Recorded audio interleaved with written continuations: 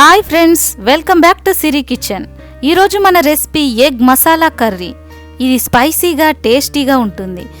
దీనిని అందరూ ఎంతో ఇష్టంగా తింటారు.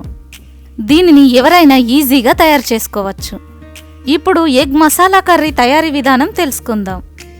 నేను ఈ ఎగ్ మసాలా కర్రీ చేయటానికి 4 ఎగ్స్ని బాయిల్ చేసి పొట్టు ఒలచి ఇలా నిలువుగా కట్ చేసి తీసుకున్నాను. ఇప్పుడు మనం కర్రీలో వేయడానికి ఫ్రైడ్ ఆనియన్స్ని తయారు చేసుకుందాం. ఇప్పుడు స్టవ్ ఆన్ చేసి 2 టేబుల్ స్పూన్ల ఆయిల్ వేసి ఆయిల్ వేడెక్కిన తర్వాత 1 ఆనియన్ను ముక్కలుగా కట్ చేసి ఇందులో వేసుకోవాలి.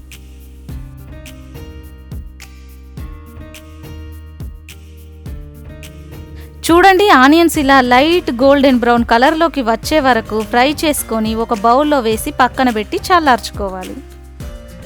ఇలా చల్లార్చిన ఫ్రైడ్ ఆనియన్స్ను ఒక మిక్సీ జార్లో వేసి క్రష్ చేసుకొని పక్కన పెట్టుకోవాలి. ఇప్పుడు మరొక ప్యాన్లో 4 టేబుల్ స్పూన్ల ఆయిల్ వేసి ఆయిల్ వేడెక్కిన తర్వాత 3 చిన్న దాల్చిన చెక్క పీసెస్ను ఇందులో వేసుకోవాలి. అలాగే 4 లవంగాలను, 2 యాలకులను, 2 సన్నగా తరిగిన పచ్చిమిర్చిని వేసి ఫ్రై చేసుకోవాలి. మిర్చి లైట్గా వేగిన తర్వాత 1½ tablespoon ginger garlic paste వేసి నిదానంగా వేయించుకోవాలి.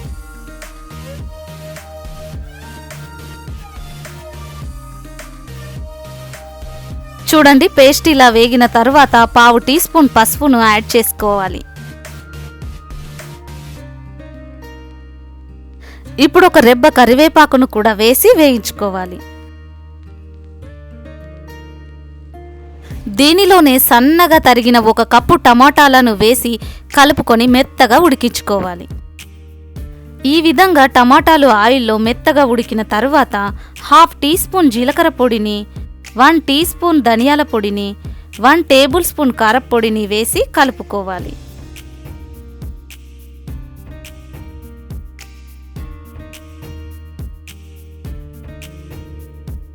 ఇప్పుడు తగినంత సాల్ట్ను వేసుకోండి. 2-3 మినిట్స్ తర్వాత 4-5 టేబుల్ స్పూన్ల కర్డ్ను వేసి మంచిగా కలుపుకోవాలి.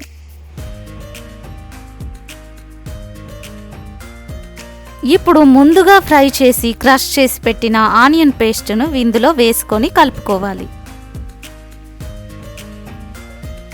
2-3 మినిట్స్ తర్వాత 1 గ్లాస్ వాటర్ని యాడ్ చేసి 5 మినిట్స్ మీడియం ఫ్లేమ్లో ఉడికించుకోవాలి.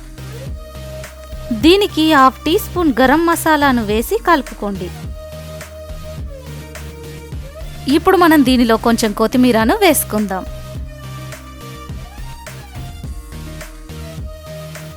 ఇప్పుడు మనం ముందుగా బాయిల్ చేసి కట్ చేసి పెట్టుకున్న ఎగ్స్ ఉన్నవి కదండి, వాటిని తీసుకొని ఒక్కొక్క దాన్ని ఇలా నెమ్మదిగా వేసుకోవాలి. ఇప్పుడు 3-4 మినిట్స్ తర్వాత ఎగ్స్ని రెండవ వైపు తిప్పివేయాలి. చూడండి, ఒక్కొక్క ఎగ్ని నెమ్మదిగా ఇలా రెండవ వైపు టర్న్ చేసుకోవాలి.